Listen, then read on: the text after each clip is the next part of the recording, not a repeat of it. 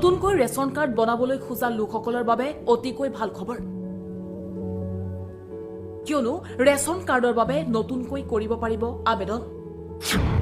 কেন্দ্ৰীয় চৰকাৰে আৰম্ভ কৰিছে এক নতুন সুবিধা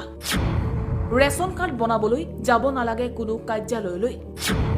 চৰকাৰে আৰম্ভ কৰিছে কমন ৰেজিষ্ট্ৰেচন প্ৰক্ৰিয়া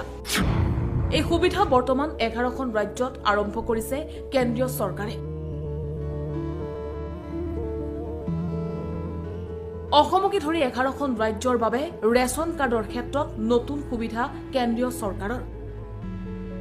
11খন ৰাজ্যত আৰম্ভ হৈছে কমন ৰেজিষ্ট্ৰেচন প্ৰক্ৰিয়া ন্যূনতম নথিপত্ৰৰে আপুনি অতি সহজতে বনাব পাৰিব ৰেচন কাৰ্ড মাত্ৰ এখন ফৰ্ম আপুনি পূৰণ কৰিব লাগিব উক্ত ফৰ্মখনত আপোনাৰ ঠিকনা আপুনি শুদ্ধকৈ দিব লাগিব বিভাগীয় কৰ্তৃপক্ষই আপোনাৰ ঠিকনা ভেৰিফিকেশ্যন কৰিব আৰু তাৰ পাছতে আপুনি লাভ কৰিব ৰেচন কাৰ্ড